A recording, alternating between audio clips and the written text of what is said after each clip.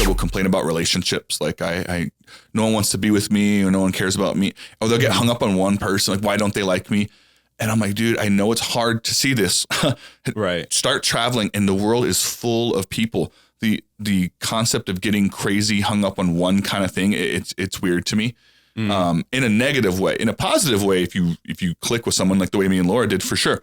Right. But I don't ever understand it when people say like nobody wants to date me. I'm like, you mean nobody that goes to the same places you always go to want to date you? Why don't you try something new? Join a new sport, join a new club, travel somewhere. Right. Like, you'll be surprised like the amount of people you'll meet. And if you take a genuine interest in people, like they usually take one back.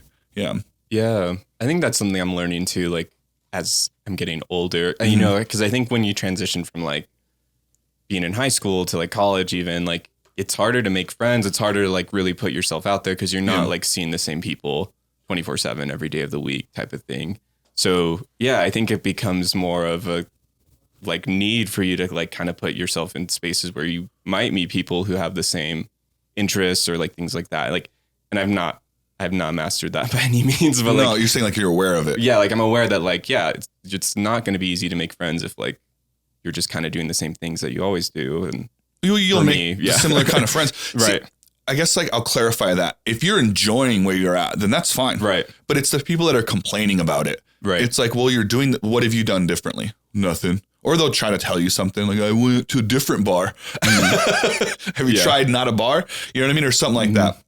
But if it's working for you, it's fine. But I just don't like, what's a better way to put this? If I'm not a manager, but if I ever became a manager, this is something I do as an employee, is if I bring to you a problem or if I'm complaining, let's say I'm not even bringing it to you, I just want to complain about it. I think you should have at least 2 solutions, even if they suck. So if I'm ever put in a managerial spot, that would be something I told people, like, hey, like before you come to me and tell me you can't get this program to work, can you at least tell me 2 things you did to try to get it to work? Even if they're dumb, I just want to know that you actually put an effort in, because some people will rely on the ability to ask, and that's fine.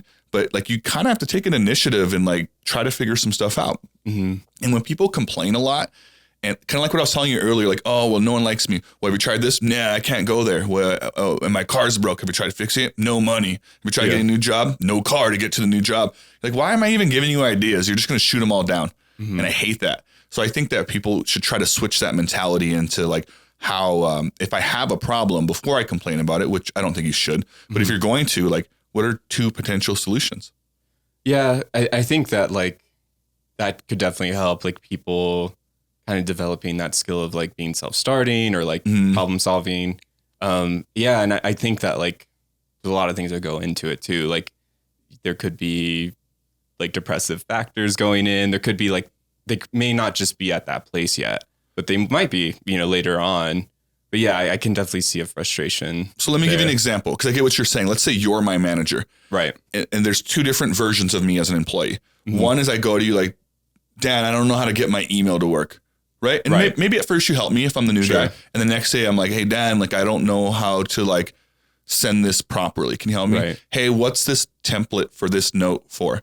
Like, eventually you're like, that's one employee, right? Right. Or how about this one? It's day 2. And I come to you and I'm like, hey, Dan, I can't get my Outlook to work right. I hit start and search there. It won't pop up. And I went on the icons where they normally are and it's not there either. So I'm not really sure how to pull it up.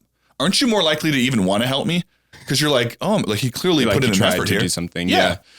That's all I'm saying is the energy behind it. And it helps you, the person asking for help too, because the other person is probably managing 20 people and it helps the burnout rate. They're like, all right, I'm investing my time into this person knowing that they're showing that there'll be an effort there. So chances are I probably won't have to do this again. I can trust that they're only asking me because they really couldn't figure it out. Right. Like, I don't know. That's the 2 scenarios I'm talking about. Okay. Yeah. Definitely from like a management or like work perspective, like that makes 100% sense. And my example was from a work perspective, but even from friends, like it's just, I don't, and again, I'm not trying to complain because you're right. Like there's all these different factors, but I mean, at some point, how good of a friend are you if you just let your friends complain all the time? Like you gotta sometimes tell them like, hey man, what are you doing? Well, it's good to keep it real. Yeah.